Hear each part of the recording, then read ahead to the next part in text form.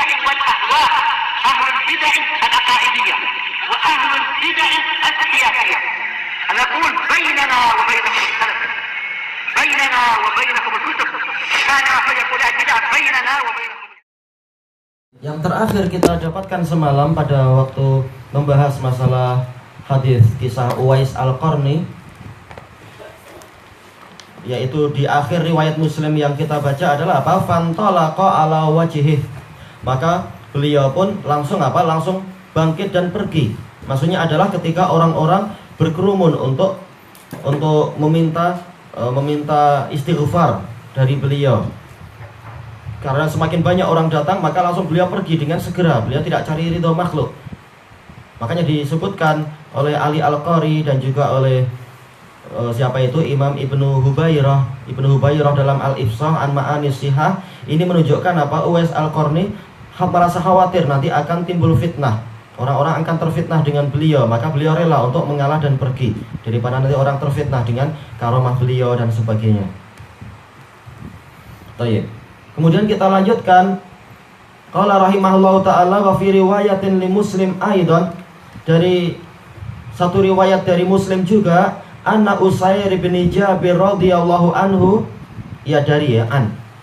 dia menceritakan anna ahlal Kufah wafadu ila Umar radhiyallahu an, bahwasanya penduduk Kufah mereka datang mengunjungi Umar radhiyallahu an. Wa fihim rajulun mimman kana yaskharu bi Uwais, dan di tengah-tengah mereka ada seseorang yang dulu sering diejek, yaitu diejek dengan panggilan Uwais, karena ini adalah tasghir, asli adalah Aus. Nah, dipanggil dengan apa? Uwais, yaitu apa? Aus kecil. Faqala Umar, hal hahuna ahadun min qaraniyin minal qaraniyin, apakah di sini ada orang-orang yang yaitu dari qaraniyin, yaitu dari apa? Dari kabilah Qarani. Alhamdulillah. Faja'a dzalika rajul, maka datanglah orang itu. Faqala Umar, inna Rasulullah SAW qad qala, sesungguhnya Rasulullah SAW telah bersabda, inna rajulan ya'tikum minal Yaman yuqalu lahu Uwais, sesungguhnya ada seseorang yang akan datang kepada kalian dari ahli Yaman, dia dipanggil dengan Uwais. La yada'u bil Yaman ghaira ummin lah, dia tidak meninggalkan di Yaman kecuali ibunya. Dijelaskan oleh Ibnu Hubairah rahimahullahu ta'ala, yaitu Uwais ini dia sebenarnya ingin datang mengunjungi Rasulullah SAW di zaman beliau. Demikian pula dijelaskan oleh Ali Al-Qari. Karena apa? Dia termasuk mukhadram. Sebenarnya di zaman Rasul dia sudah hidup dan dia masuk Islam, dia dengar dakwah. Tapi dia tidak mampu datang kepada Rasulullah karena apa? Karena dia harus menjaga ibunya, sementara mereka tidak punya kerabat yang lain. Makanya ketika di zaman Abu Bakar pun keadaan seperti itu. Ketika di zaman Umar ada keringanan, mungkin ibunya sudah sehat dan membolehkan untuk Uwais pergi ke ke wilayah ke wilayah Madinah menemui Amirul Mukminin.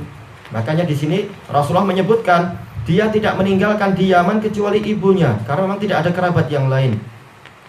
Ini menunjukkan apa? Disunahkan kalau memang orang tua, dan bahkan ini wajib. Kalau memang orang tua terlantar, kalau kita tinggalkan, maka kita harus menjaga mereka. Sebagaimana dulu kita juga dijaga oleh mereka, walaupun keadaan mereka jadi pekerjaan terlantar barangkali, atau keperluan mereka terlantar demi menjaga anak-anak mereka.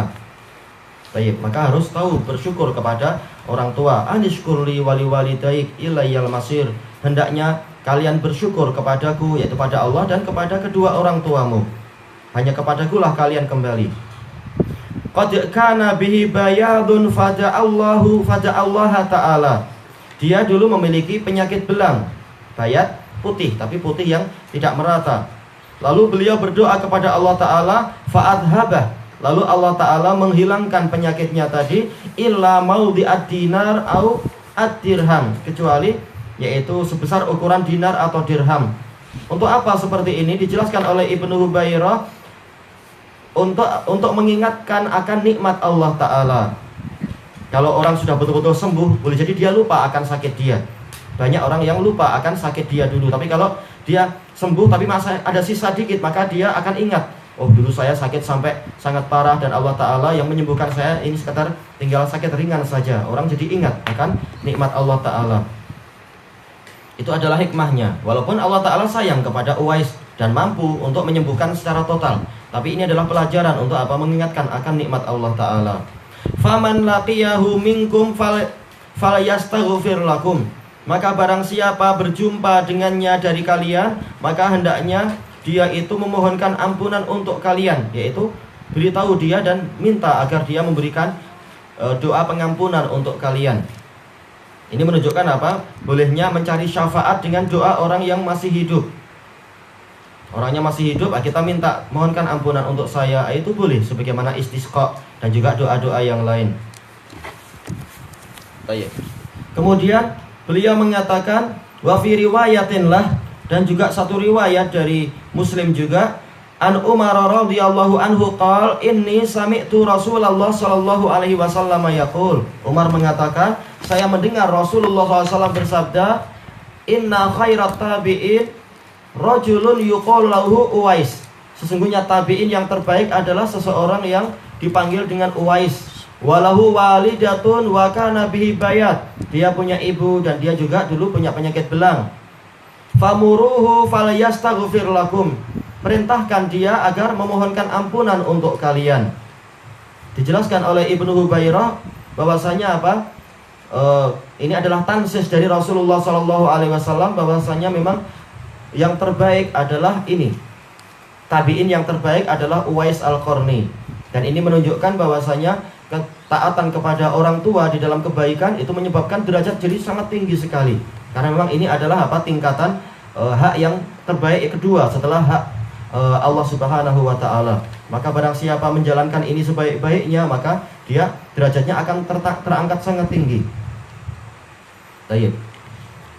Dan juga beliau menyebutkan bahwasanya Imam Ahmad dan beberapa ulama yang lain mengatakan Sayyidut Tabi'in adalah Sa'id ibnul Musayyab, rawiyatu Umar.